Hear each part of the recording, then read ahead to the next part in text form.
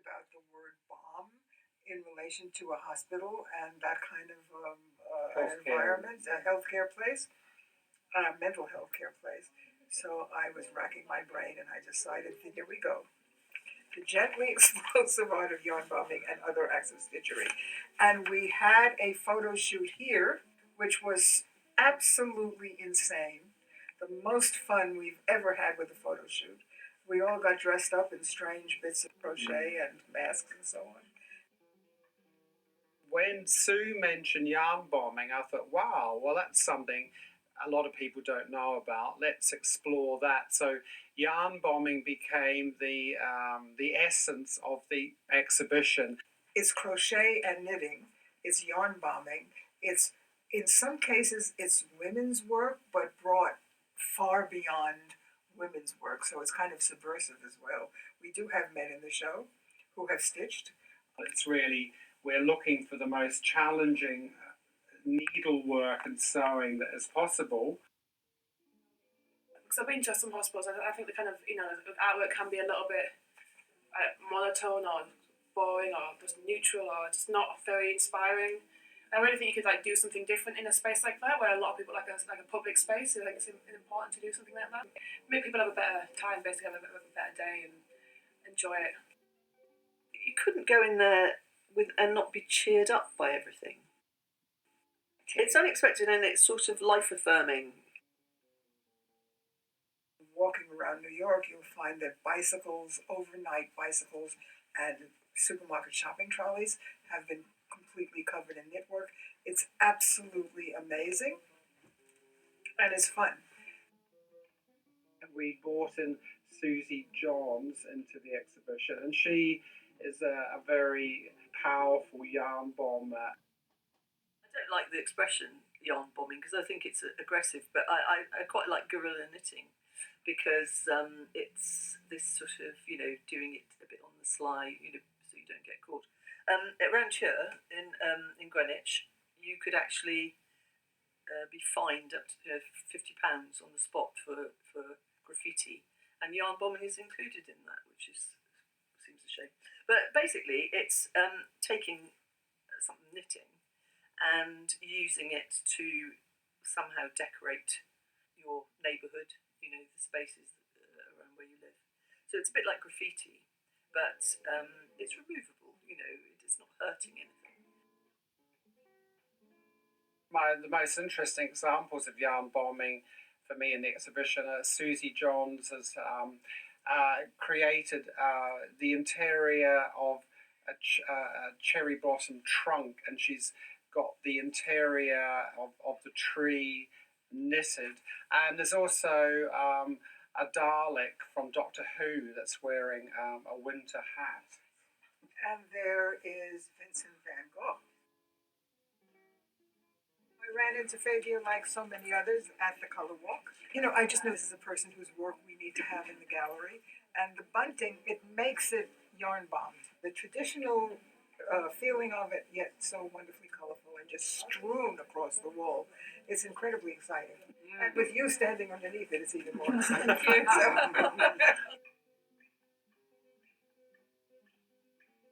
I'm not really a yarn bomber, to tell you the truth. I write books, and a publisher got in touch and said, would I do a book? They had this idea for a book called Guerrilla Knitting. And then the publisher went bust without paying me and everything. And I had all this material, really, really nice photographs with all my kids being furtive going along the riverside, because I'm right by the River Thames here. It was a ripe area for yarn bombing. There were walls and lampposts and trees. There were, those sort of rings that they tie ships up to, yarn bomb them.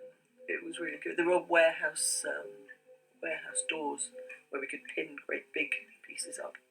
And I really enjoyed it. And I must admit, it did give me a taste for that kind of thing.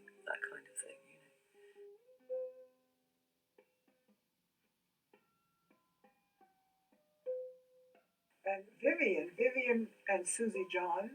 Vivien does the crocheting with plastic bags.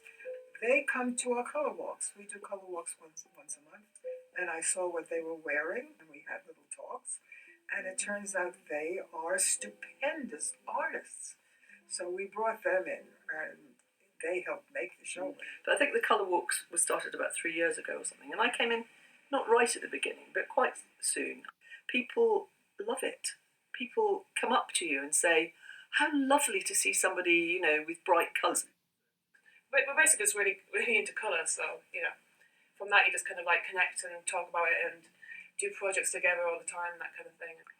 Yeah, it's been wonderful meeting everybody at the colour walk, because they kind of like give me some confidence boost that I never had before. I was thrilled when Sue asked me to take part in it. It was like, wow, somebody else is going to see them instead of just like sitting around my house.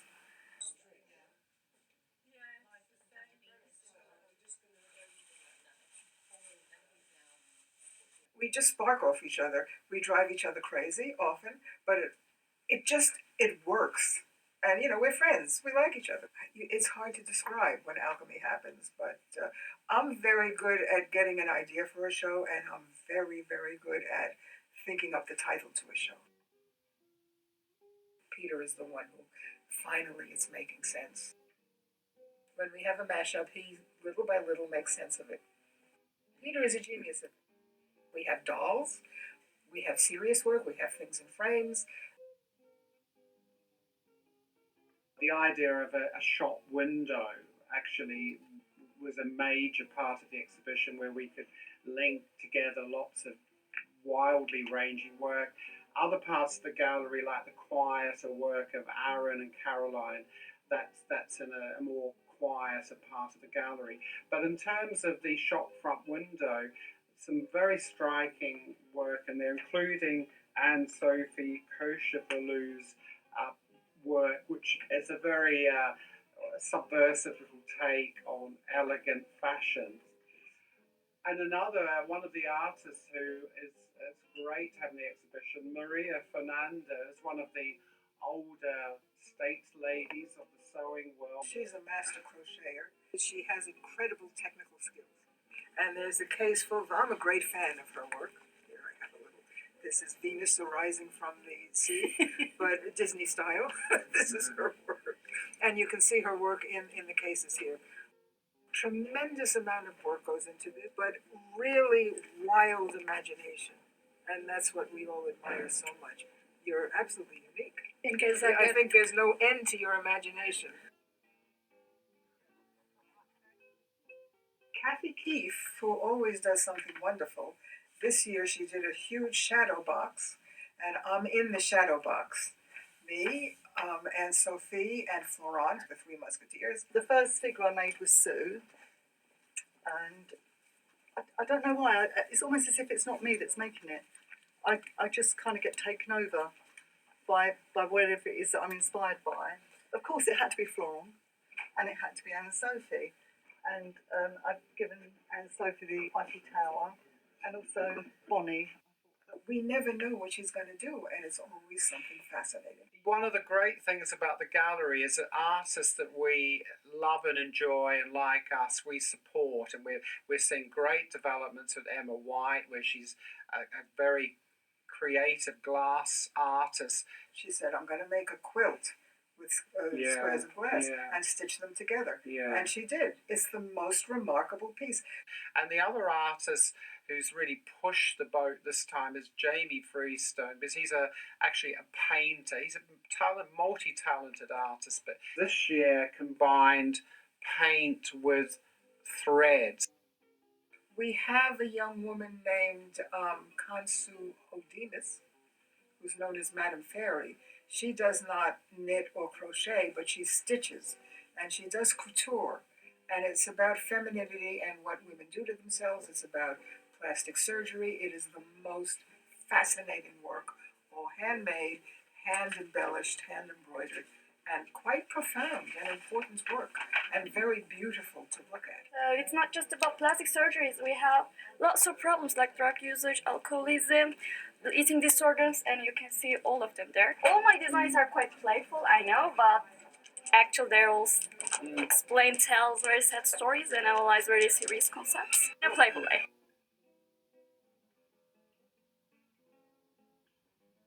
It's a combination of fun and art and color and unexpectedness. So Jylle Navarro, she added a tremendous amount to the show. Very proud to have her in the show. I like to be like immersed in this big weird shape, like kind of like structure where it's like everything reacts to light and all it creates all these shadows and movement. I don't like artwork in squares. You have to put it in a space. It's all like site specific, which is good.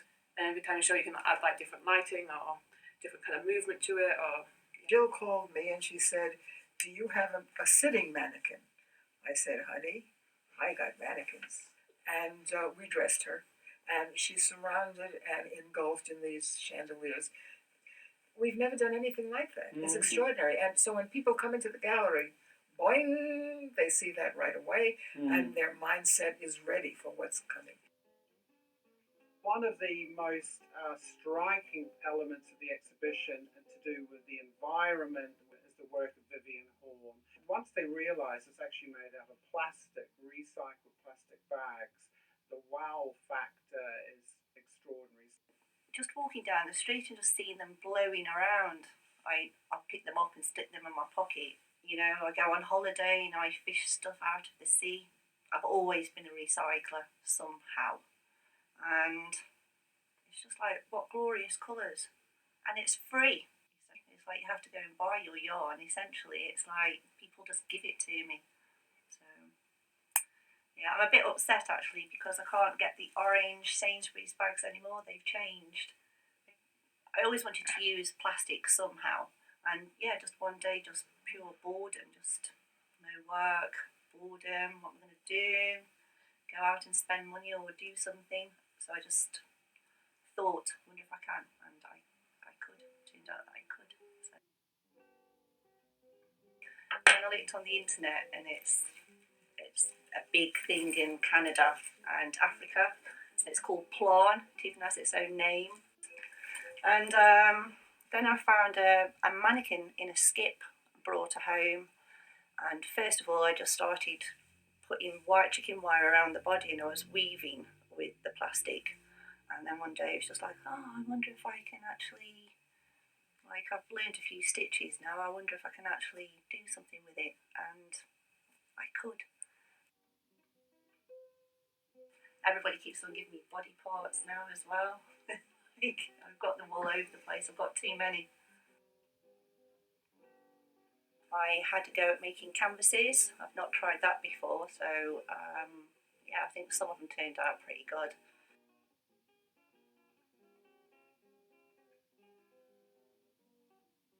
I'm always sort of looking for people, little scenarios really that amuse me, that I find interesting.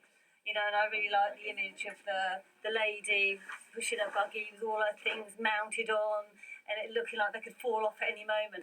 And like the other artists you talk to, I do use a lot of vintage fabrics. They're mainly from charity shops or on eBay. And quite often, like with this one, I'm using emulsion paint over the top to sort of like knock them back a bit so they're not too bright, they're more subdued. You know, I spend a lot of time, it's very considered.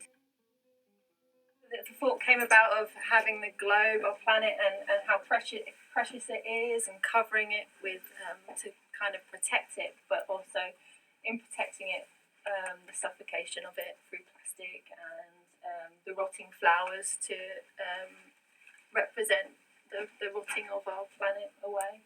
And then I have boats made out of money because money won't save us. And these are kind of shooting stars, the world and the universe that we are all part of. It's very dark times in England and in America and all over the world. Everything seems to be in a very dark place. And we're giving people color, we're giving them something whimsical, we make them smile, sometimes we even make them laugh. It's an absolutely bonkers show, although it has some serious work in it as well. It's a dream of a show. yeah, I've got my big lights with me, so it's really cool. She just asked me, she's like, because she just said, like, I'm doing this exhibition about knitwear, and she knew I was doing knitwear for ages before, so I want to do something within the show with, like, my knitwear within the It's like, it just fits so well. It's like such a like vibrant colour knitwear. That's what I was literally doing all the time. So I've got like bags of it. So I had something out. I expected to do like eight outfits, and I was like just grabbing people like you can model for me. There was this one girl, and she was like, oh no, I'm not sure. And then 5 minutes later, I was like, I might do it. I'm like, yes, you will. Yes, you will do it. You will model for this amazing fashion show. And she was great. They were all really, really good. They all had their own like personal style and all had a great energy to it. And it was really fun, really great show. Like, I really enjoyed it. I didn't know until I turned up actually what it was going to be. And Sue just said, this costume's left, Vivien, go and get changed. And I got the last costume, I think, which was the stringy one. Got to choose my own music, more or less, or my own kind of beat. I just danced, really. Just like, I like dancing. Thank you, Jylle. Because I'm just like doing 50 jobs at once. Like, I do the lighting, because I do everything in UV. Got to do the lighting and the clothes, and then dress people, and then tell them what to like, how to walk and how to like perform, and get people in like, and get everything set up, and make sure keep an eye on everything else. So I'm literally like all over the place. But